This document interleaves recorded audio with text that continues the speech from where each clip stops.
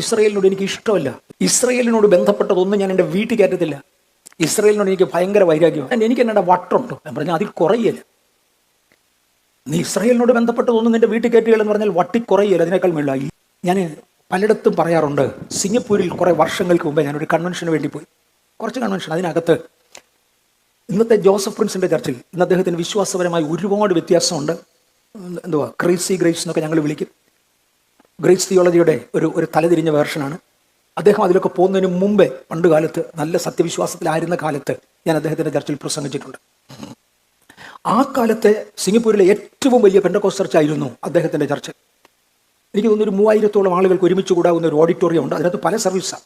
അതിനകത്ത് ഒരു സർവീസിൽ ഞാൻ പ്രസംഗിച്ച് ഇങ്ങോട്ട് ഇറങ്ങിയ ഉടനെ ഒരു മനുഷ്യൻ വന്ന് എനിക്ക് ക്ഷയിക്കേണ്ടി തന്നു. അയാളുടെ മുഖം കോപം കൊണ്ട് തുള്ളിയായിരുന്നു. അതിൽ എനിക്ക് ക്ഷയിക്കേണ്ടി തന്നിട്ട് എന്നോട് പറഞ്ഞു, നിങ്ങൾ ക്രിസ്ത്യാനികൾ ഇസ്രയേലിനെ ഒത്തിരി പൊക്കി പറയാറുണ്ട്, എനിക്ക് അവരോട് ഭയങ്കര വൈരാഗ്യമാണ്. ഞാൻ അന്നത്തെ മെസ്സേജിൽ ഇസ്രയേലിനെ തൊട്ടുപോലുമില്ല, കാര്യം തൊടേണ്ട ഒരു സബ്ജക്റ്റ് അല്ലായിരുന്നു എനിക്ക്. ഞാനിപ്പോൾ സിംഗപ്പൂരിൽ ഒരു ദിവസത്തേക്ക് എന്നപ്പോൾ എന്നെ പറയാൻ ഞാൻ സിമ്പിൾ സാൽവേഷൻ, അന്ന് എനിക്ക് സിമ്പിൾ സാൽവേഷൻ എന്നേ അറിയത്തുള്ളൂ. ഇന്ന് ഒത്തിരി ആഴത്തിൽ പോകും സാൽവേഷൻ എന്നാ നിന്ന് മനസ്സിലായി. അന്ന് ഇത്രയൊന്നും അറിയത്തില്ല. യേശു ഭാവികളെ രക്ഷിക്കും, അത്രയൊക്കെ എനിക്കും അറിയത്തുള്ളൂ. സാധാരണക്കാർ പറയുന്ന പോലെ തന്നെ ഞാനും പറയും. അത്രേ ഞാൻ പറഞ്ഞുള്ളൂ. ഞാൻ ഇസ്രായേലിനെ കുറിച്ച് ഒന്നും പറഞ്ഞില്ല. പക്ഷേ ഇയാൾ വന്ന് എനിക്ക് ക്ഷയിക്കാൻ തന്നേച്ച് പറഞ്ഞു, നിങ്ങൾക്ക് ഇസ്രായേലിനെ കുറിച്ച് ഒരുപാട് എനിക്ക് ക്രിസ്ത്യൻ മിഷണറിമാരോട് വൈരാഗ്യമുള്ളത് അതുകൊണ്ടാണ്. ഞാൻ ആലോചിച്ച് നോക്കിയിട്ട് ഞാൻ സിംഗപ്പൂരിൽ നിൽക്കുക, ഇയാളെന്നെ അടിച്ച് ഷേപ്പ് മാറ്റിയാൽ ചോദിക്കാനും പറയാനും ആരുമില്ല. അപ്പം വഴക്കിന് പോകാതിരിക്കാൻ വേണ്ടി ഞാൻ പറഞ്ഞു, സാറിൻ്റെ പേരെന്താ? എനിക്ക് 2 കുഞ്ഞുങ്ങളുണ്ട്, സാറിന് എത്ര പിള്ളേരാ? സാർ എന്തൊക്കെ ചെയ്യുക? വിളിച്ച് നീ എന്നോട് വിഷയം മാറ്റാൻ ശ്രമിക്കുക. ഞാൻ പറഞ്ഞു, ആന്ന് സാറേ, നമ്മൾ തമ്മിൽ എന്തിനാണ് വഴക്കിടുന്നത്? ഞാൻ വിഷയം മാറ്റാൻ ശ്രമിക്കുക. എൻ്റെ പിള്ളേർ 2 പഠിച്ചുകൊണ്ടിരിക്കുക. സാറിന് കുട്ടികളുണ്ടോ? ഉണ്ടെങ്കിൽ എന്ത് ചെയ്യുക? ഇടൂ, ഞാൻ പറഞ്ഞ കാര്യം പറയടൂ. ഇസ്രയേലിനോട് ബന്ധപ്പെട്ടതൊന്നും ഞാൻ എൻ്റെ വീട്ടിൽ കയറ്റത്തില്ല. ഇസ്രയേലിനോട് എനിക്ക് ഭയങ്കര വൈരാഗ്യമാണ്. ഞാൻ പറഞ്ഞു, കുഴപ്പമില്ല സാറേ, ഞാനൊരു ചർച്ചിൻ്റെ പാസ്റ്റർ, സാർ എന്തോ ചെയ്യുന്നത്? ഇവിടെ നീ പിന്നെ എൻ്റെ വിഷയം മാറ്റാൻ നോക്കുന്നത്? ഞാൻ പറഞ്ഞു, ആന്ന് സാറേ, നമ്മൾ തമ്മിൽ ഇതിനെ വഴക്കിടുന്നത്, അതുകൊണ്ട് ഞാൻ സാറിൻ്റെ വിഷയം മാറ്റാൻ നോക്കുക. അയാൾ പറഞ്ഞു, ഞാൻ പറയുന്നതിൻ്റെ മറുപടി പറ, ഇസ്രയേലിനോട് എനിക്ക് ഇഷ്ടമല്ല. ഞാൻ പറഞ്ഞു, അത് ഇയാൾക്ക് സന്തോഷം, എനിക്കിഷ്ടമോ? അതെൻ്റെ സന്തോഷം. അയാളുടനെ അടുത്ത പദം, ഞാൻ പറഞ്ഞില്ല ഇസ്രയേലിനോട് ബന്ധപ്പെട്ടതൊന്നും ഞാൻ എൻ്റെ വീട്ടിൽ കയറ്റുകയില്ല. ഞാൻ ഉടനെ ചോദിച്ചു, do you mean what you say? നീ പറയുന്നത് എന്നു നീ അർത്ഥമാക്കുന്നുണ്ടോ? ആ വേളയിൽ വിളിച്ചാൽ അതെന്നെ എനിക്ക് എന്നാ വട്ടുണ്ടോ? ഞാൻ പറഞ്ഞു, അതിൽ കുറയല്ല. നീ ഇസ്രയേലിനോട് ബന്ധപ്പെട്ടതൊന്നും നിന്റെ വീട്ടിൽ കയറ്റുകയെന്ന് പറഞ്ഞാൽ വട്ടി കുറയല്ല, അതിനേക്കാൾ മേളില്ല. ഇയാളങ്ങ് വല്ലാതെ ചൂടായി. എന്താടാ പറഞ്ഞത്? ഞാൻ പറഞ്ഞു, സാറേ, നിങ്ങൾ തുണി കൊടുക്കുമോ? ആദ്യത്തെ തുണിമില്ല് കണ്ടുപിടിച്ചത് ഇസ്രയേലി ശാസ്ത്രജ്ഞൻ അറിയാവൂ? ഒന്ന് ഒഴിവാക്കാമോ? താൻ പേന ഉപയോഗിക്കുമോ? ആദ്യത്തെ പേന കണ്ടുപിടിച്ചത് ഇസ്രയേലി ശാസ്ത്രജ്ഞൻ അറിയാവൂ? താൻ വാച്ച് ഉപയോഗിക്കോടൂ? ആദ്യത്തെ വീല് കണ്ടുപിടിച്ചത് ഇസ്രയേലി ശാസ്ത്രജ്ഞൻ അറിയാവൂ? തനിക്ക് ഫോൺ ഉണ്ടോടൂ? ആദ്യത്തെ ഫോൺ കണ്ടുപിടിച്ചത് ഇസ്രയേലി ശാസ്ത്രജ്ഞൻ അറിയാവൂ? തൻ്റെ വീട്ടിൽ ഇലക്ട്രിസിറ്റി ഉണ്ടോടൂ? ഇയാൾ ആകപ്പാടെ അല്ലല്ല, ഞാൻ പറഞ്ഞത് ഇസ്രയേലിൽ ഉണ്ടാക്കിയത്, ഞാൻ ഇതെല്ലാം ഇസ്രയേലിൽ ഉണ്ടാക്കിയതാ. നിനക്കൊന്ന് പിടിച്ചൊതുക്കാവോ? അനുഗ്രഹിക്കേണ്ടവൻ അബ്രഹാമിനെ വിളിച്ചൊരു അനുഗ്രഹം കൊടുത്തതാ. നിനക്ക് ഞാൻ ഭൂമി തരുന്നത് 25 ലക്ഷത്തിൽ ഒരു ഭാഗമേ ഉള്ളൂ. പക്ഷെ ഞാൻ നിന്റെ അതിമഹത്തായ പ്രതിഫലമാണ്, ഞാൻ നിന്റെ കൂടെ ഉണ്ട്. ഇത് പറഞ്ഞിങ്ങോട്ട് വിട്ടു. എന്നിട്ട് അബ്രഹാമിനോട് പറഞ്ഞു, അബ്രഹാമേ, നീ എൻ്റെ നിയമം പാലിച്ചു. നീ ജാതി പോകുന്ന പോലെ പോകാനൊക്കത്തില്ല. അവന് ഇഷ്ടം പോലെ പോട്ടെ, ഞാൻ അവനെ വിറ്റു, അവൻ പോയി, എനിക്കവനെ വേണ്ട. വീണ്ടെടുപ്പിൻ്റെ സമയമാകുമ്പോൾ, എൻ്റെ ദിവസമാകുമ്പോൾ ഞാൻ അവരെ തിരിച്ചു കൊണ്ടുവരാൻ അവസരം കൊടുക്കും. അന്ന് വരുന്നവർ രക്ഷിക്കപ്പെടും. അതിനെയാണ് രക്ഷ എന്ന് പറയുന്നത്, വീണ്ടെടുപ്പ് എന്ന് പറയുന്നത്. വരുന്നവൻ രക്ഷിക്കപ്പെടും, അല്ലാത്തവൻ പോട്ടെ. പക്ഷെ നീ എൻ്റെ പ്രമാണം അനുസരിച്ചേ പറ്റൂ. അങ്ങനെ അബ്രഹാമിനെ ദൈവിക പ്രമാണത്തിൽ നിർത്തി. അബ്രഹാമിൽ നിന്ന് ദൈവം ഇസ്രയേലിനെ ഉണ്ടാക്കി വളർത്തി. ഭയങ്കര ആത്മയുദ്ധം നടന്നു കേട്ടോ. ഹാഗാറിനും ഇസ്മായേലിനും ഒരു വലിയ അവകാശം ഉണ്ടായി. ഞാൻ അകത്തോട്ടിറങ്ങുക. ഈ വിവരങ്ങൾ ആരാ പറഞ്ഞെന്ന് ചോദിച്ചേക്കാം. UNO എന്ന് പറയുന്ന ഒരു ഓർഗനൈസേഷൻ ഉണ്ട്. UNO, United Nations organisation. അതിനകത്ത് എക്സ്കവേഷൻ വിങ് എന്ന് പറയുന്നൊരു വിങ്ങുണ്ട്. ഭൂമി കുഴിച്ച് അതിനകത്തുനിന്ന് തെളിവെടുക്കുക, ചരിത്രം കുഴിച്ച് അതിനകത്തുനിന്ന് തെളിവെടുക്കുക. ഈ ഒരു വിങ്ങുണ്ട്. അതിൻ്റെ ഡയറക്ടറായി പ്രവർത്തിച്ചിരുന്നത് റോൺ ചാൾസ് എന്ന് പറയുന്ന ആളാണ്. റോൺ ചാൾസിനോട് ഒരിക്കൽ സ്വർഗത്തിലെ ദൈവം ഇടപെട്ടു. ബാംഗ്ലൂരിലൊരു നല്ല ചർച്ച ഉണ്ടാക്കാൻ ദൈവം തീരുമാനിച്ചില്ല. അതിനുള്ള എല്ലാ സോഴ്സും തരുന്നത് ദൈവത്തിൻ്റെ വഴിയായിരുന്നു. ഒരു ദിവസം റോൺ ചാൾസ് ബാംഗ്ലൂർ വന്ന കൂട്ടത്തിൽ എൻ്റെ മൂത്ത മോനെ കണ്ട്, ഞാൻ അങ്ങനെ പരിചയപ്പെട്ടിട്ട് പോലുമില്ല, എൻ്റെ മൂത്ത മോനെ കണ്ടേച്ച് പറഞ്ഞു, ദൈവാത്മാവ് എന്നോട് പറയുന്നില്ല, നിൻ്റെ ചർച്ചിൽ വന്ന് ഒരു 3-4 ദിവസം ക്ലാസ് എടുക്കുക. അപ്പോൾ ചോദിച്ചു, നിങ്ങളാരാ? ഞാനാണ് റോൺ ചാൾസ്, UNOയുടെ എക്സ്കവേഷൻ വിങ്ങിൻ്റെ ചെയർമാനാണ്. ഇവനും UNOയുടെ ഏതാണ്ടൊരു ചെറിയ പദവിയൊക്കെ ഉണ്ട്. ഇവൻ അവൻ്റെ സീലെടുത്ത് കാണിച്ചപ്പോൾ അയാളുടെ സീലെടുത്ത് കാണിച്ചു. വലിയ കാര്യമായി വീട്ടിൽ വിളിച്ചുകൊണ്ട് വന്നു. ആ മനുഷ്യൻ ഞങ്ങളോട് ഒരാഴ്ച താമസിച്ച് ആഴമുള്ള ഗൗരവമുള്ള കാര്യങ്ങൾ ഒരുപാട് പറഞ്ഞു തന്ന കൂട്ടത്തിൽ പെടുന്നതാ ഈ പലതും. ദൈവം അബ്രഹാമിനോട് നടക്കാൻ പറഞ്ഞ ഇടത്ത് നടക്കുവാൻ അബ്രഹാമിന് കഴിയാതെ പോയി. ഹാഗാർ അവിടെ പോയി നടന്നു.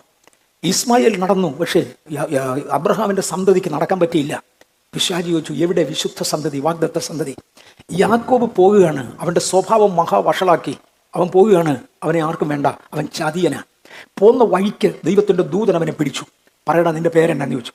അവൻ പറഞ്ഞു, എൻ്റെ പേര് യാക്കോബ് എന്നാ. ദൂതൻ പറഞ്ഞ വാചകം അറിയാവോ? Thou shall no more be called as Jacob. മേലാൽ യാക്കോബ് എന്ന പേര് നീ ഉപയോഗിച്ചേക്കരുത്. ഞാൻ നിന്റെ പേര് മാറ്റുക.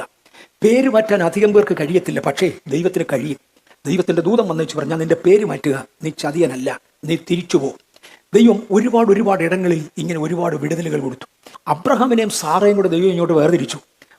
അവരോട് പറഞ്ഞു, നിങ്ങളെ അനുഗ്രഹിക്കും, നിങ്ങളിൽ നിന്നൊരു വാഗ്ദത്ത സന്തതി ഉണ്ടാകും, നീ എൻ്റെ സ്വന്തമാണ്. ബാക്കിയെല്ലാം തള്ളി. അന്ന് സാറയുടെ പുറകെ കൂടി സാറയെ വന്ധിയാക്കി വെച്ച് നീണ്ട നാളുകൾ കഴിഞ്ഞപ്പോൾ സാത്താനോട് ചോദിച്ചു, എന്ത് ചെയ്യാ വിശുദ്ധ സന്തതി? എൻ്റെ തല തകർക്കുമെന്ന് പറഞ്ഞ ഒരുത്തിനെ കൊണ്ടുവന്നല്ലോ, ഈ സാറയിൽ നിന്നാണോ? എന്ത് ഒന്ന് കൊണ്ടുപോവാ? ഇല്ല. നാളുകൾ ഒരു മറുപടി ഇല്ലായിരുന്നു. കുറച്ച് കഴിഞ്ഞപ്പോൾ സാറയുടെ കൊണ്ട് ചോദിച്ചു പറഞ്ഞു, സാറാ, ദൈവത്തിൻ്റെ പദ്ധതി ഒന്ന് ഫാസ്റ്റപ്പ് ചെയ്യാൻ നീ ഒരു കാര്യം ചെയ്യാൻ, നിന്റെ ദാസിയെ കൂടെ കുടുംബത്തിലേക്ക് കയറ്റ്. ബാക്കി പറയാതെ നിങ്ങൾക്ക് അറിയാം. നിന്റെ ദാസിയെ കൂടെ കുടുംബത്തിലേക്ക് കയറ്റ്. അങ്ങനെ ഹാഗാർ ദാസിയെ കുടുംബത്തിലോട്ട് കയറ്റി. എന്നിട്ട് ചോദ്യം ചോദിച്ചു, എവിടെ വിശുദ്ധ സന്തതി? ഇവൻ്റെ നിന്നാണോ വിശുദ്ധ സന്തതി? യേശുവിൻ്റെ ജനനം ഒന്ന് കാണട്ടെ. പിശാച് പുറകിൽ അലറി. ഒരു ദിവസം യഹോവയായ ദൈവം ഇറങ്ങി വന്ന് അബ്രഹാമിനെ വിളിച്ചു പറഞ്ഞു, അബ്രഹാമേ, ദാസിയെ മകനെയും പുറത്താക്കടാ. ഞാനന്ന് ചെയ്യത്തില്ല. എൻ്റെ വീടിനകത്തെൻ്റെ ഭാര്യയുടെ അനുവാദത്തോടു കൂടെ മറ്റൊരു സ്ത്രീയിൽ നിന്നാണെങ്കിൽ പോലും ജനിച്ചു വളർന്ന് കുടുംബത്തിൻ്റെ അംഗമായി ജീവിക്കുന്ന എൻ്റെ മോനെ പറഞ്ഞു വിട്ടേച്ച് ഞാനന്ന് പോകത്തില്ല. ഞാനാണെങ്കിൽ എനിക്കൊന്ന് കിഴക്കോട്ട് തിരിഞ്ഞൊന്ന് ഉറക്കെ തെറി പറയും ദൈവത്തെ. എന്നെ ഇടപെടായി പറഞ്ഞത് കഠിനനായില്ലോ എന്ന് പറയും. പക്ഷെ അബ്രഹാം അതിരാവിലെ എഴുന്നേറ്റ് ഒരു കൊട്ട അപ്പം എടുത്ത് ഒരു തുരുത്തി വെള്ളവും കൊടുത്ത് പറഞ്ഞ് പൊയ്ക്കോളാൻ പറഞ്ഞു. അടുത്ത പറഞ്ഞു, എൻ്റെ വാഗ്ദത്തപ്രകാരം ഞാനൊരു സന്തതിയെ തരും. അബ്രഹാമിൻ്റെ ഭാര്യ അന്യപുരുഷൻ്റെ കൂടെ അന്തി ഉറങ്ങാൻ പോകേണ്ട സാഹചര്യം ഉണ്ടായി. പിശാച് ചോദിച്ചു, എവിടെ വിശുദ്ധ സന്തതി? പറഞ്ഞു, ഒരു അന്യപുരുഷനും തൊടുകയില്ല, കാര്യം എനിക്കൊരു വിശുദ്ധ സന്തതി വരും. അദ്ദേഹത്തിൻ്റെ മകനായ ഇസഹാക്ക് കുഴിമടിയനായിരുന്നു. നമ്മളിതൊന്നും പറഞ്ഞാൽ മനസ്സിലാകത്തില്ല. അദ്ദേഹം കുഴിമടിയനായിരുന്നു. ദൈവം ഒരിക്കൽ അബ്രഹാമിനെ വിളിച്ചു പറഞ്ഞു, നീ ദേശത്ത് നെടുകൻ കുറുകൻ നടക്കാൻ പറഞ്ഞു. അന്നത്തെ തത്വശാസ്ത്രം അനുസരിച്ച്, അബ്രഹാമിൻ്റെ കാലത്തെ തത്വസംസ്കാരം അനുസരിച്ച് ഒരു ഏരിയ സ്വന്തമെന്ന് അവകാശപ്പെടണമെങ്കിൽ അതിൻ്റെ ഉടമസ്ഥൻ അതിനകത്ത് നെടുകൻ കുറുകൻ നടക്കണം.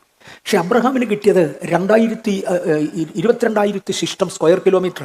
അതിനകത്ത് നടന്നു തീർക്കുന്ന ഒരുത്തിനെ കൊണ്ട് ഒക്കത്തില്ല. അബ്രഹാമിന് നടക്കാവുന്നിടത്തോളം നടന്നു, പേപ്പട്ടി നടക്കുന്ന പോലെ നടന്നു. അതിൻ്റെ പുറകെ നടക്കേണ്ടതായിരുന്നു ഇസഹാക്ക്. മടിയൻ ആനങ്ങാൻ പോയിട്ടില്ല, അവൻ വീട്ടിലിരുന്നു. അതിനടുത്ത തലമുറയായിരുന്നു യാക്കോബ്. ആ പുള്ളിക്കാരൻ അബ്രഹാം വിട്ടേച്ചു വരുന്ന സ്ഥലത്തോട് തിരിച്ചുപോയി. അവൻ ഇവിടെ നിൽക്കുകയല്ല. ഇതിൻ്റെ ഒക്കെ മുമ്പിൽ പിശാചൊരു വിളിച്ചു, എവിടെ വിശുദ്ധ സന്തതി? വിശുദ്ധ സന്തതി ജനിക്കുവാനുള്ള ചാൻസസ് അകന്നകന്ന് പോകുന്നത് പോലെ തോന്നി. പക്ഷേ ദൈവത്തിന് അത്യല്പമായൊരു ശേഷിപ്പുണ്ടായിരുന്നു. ഞാൻ ഇവിടെ ഒരു ചെറിയ കാര്യം കൂടെ പറയാൻ പോവാം. ഇസഹക്ക് നടക്കേണ്ടി ഇരുന്ന ഇടത്ത്, എസ്പെഷ്യലി വെസ്റ്റ് ബാങ്ക്, അതുപോലെ ചില ഇടങ്ങളിൽ ഹാഗാർ പോയി നടന്നു കിടന്ന് അടിക്കുന്നു. ആ സ്ഥലങ്ങൾക്ക് വേണ്ടി അടി. അന്നവിടെ ഹാഗാർ പോയി നടന്നു, എൻ്റെ സന്തതിക്ക് ഇരിക്കുമെന്ന് പറഞ്ഞു. പക്ഷെ അവൾ കൽപ്പനയ്ക്ക് വെളിയിലാണ് നടന്നത്, അതുകൊണ്ട് കൊടുക്കുകയില്ല. കൽപ്പനയ്ക്ക് അനുസരിച്ച് എങ്കിലും ഒരു വലിയ അവകാശം അവൾക്ക് അതിന്മേലുണ്ടായി. ഹാഗാറിനും ഇസ്മായേലിനും ഒരു വലിയ അവകാശം ഉണ്ടായി.